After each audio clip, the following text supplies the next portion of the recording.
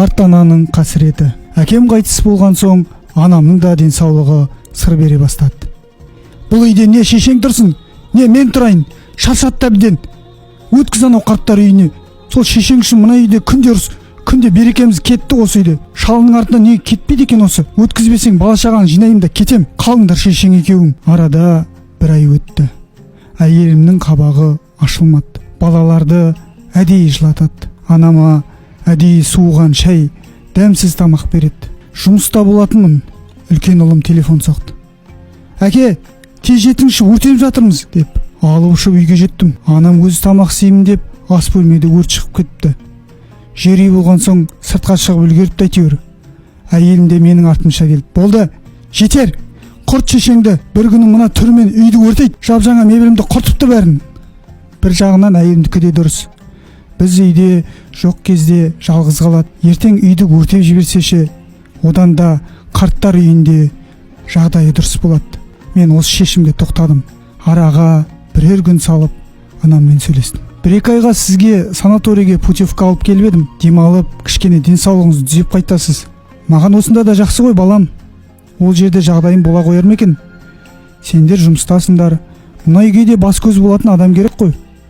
Бәрін қойшы. Ол жаққа кетсем, кішкентайым Бәкөнтайым сағынам ғой. Бәкөнтай деп отырғаны ең кішкентай немересі. Әжесімен бірге ұйықтайды. Онсыз тамақ ішпейді. Екеуі бір-біріне сондай бауыр басып қалған.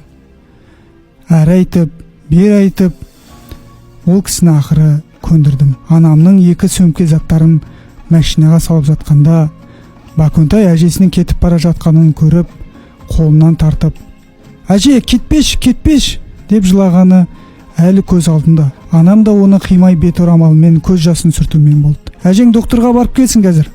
Сосын саған көп ертегі айтып берем, жарай ма?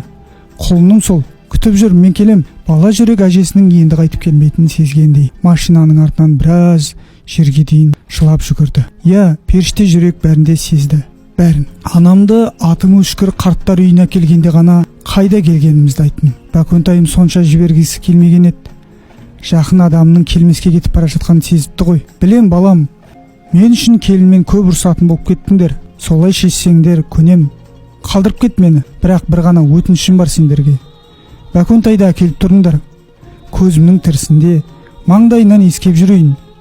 Ертең өлген соң мен есіктен шығып жүре бердім. Көлігіме жеткенше жүрегім қатты қысылып, үйге келдім. Бәкөнтай алдымнан жүгіріп шықты. Көзінен «Әжемді қайда апарып тастадың?» деген сұрақты байқадым. Әйеліме анамды қарттар үйіне өткізгенім ұнады. Жаны жай тауып көңілді жүр. Соңғы бір айда жемеген тағамдардың түр-түрін істеп тастады. Бірақ тәбетім жоқ. Күрсіне берем. Анамның орны қатты біліне бастады. Бәкөнтай әжесін күнде сұрайды. Бір күні оны әжесіне алып бардым.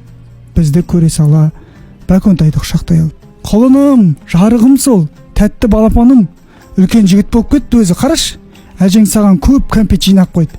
Мә, ала қой ботам». Анам жастығының астынан бір уыс кәмпиттерді алып Бәкөнтайға берді. Жылап тұр. Немересін көргеніне қуанғаннан. Кетерде Бәкөнтай әжесінің қасында қалам деп жылады. Әжесі жатқан керуеттен жібермей ұстап жылап тұр. «Бәкөнтай, құлыным, сен үйге қайта бер, жарай ма? Мен ертең барам. Ақылдым менің. Үлкен жігіттер жыламайды ғой. Қане папамен бара ғой». Үйге келген соң бұлай болмау керек деп ойладым. Анамды қарттар үйіне керексіз адамдай апарып тастадым. Не үшін? Әйелімнің сөзіне ердім. Кетем дегеннен қорықтым. Мен қорқақпын.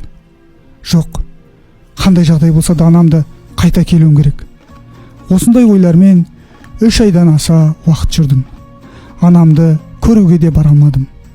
Өзім басқаратын фирма банкротқа түсті. Оның арасында жалға алып істеп отырған дүкенім тонап кетті. Тек сәтсіздік, тек шығын. Бәкөнтай есік алдындағы талдан құлап аяғын сындырды. Осының бәрі аз ғана уақыттың ішінде бірінен кейін бір болып кетті. Бір күні жұмыста қағаздарымен басым қатып отырғанмын. Телефоныма белгісіз нөмірден қоңырау келді. Көтердім. Өмірдегі ең суыт қоңырау осы еді. Қарттар үйінен хабарласты. Ана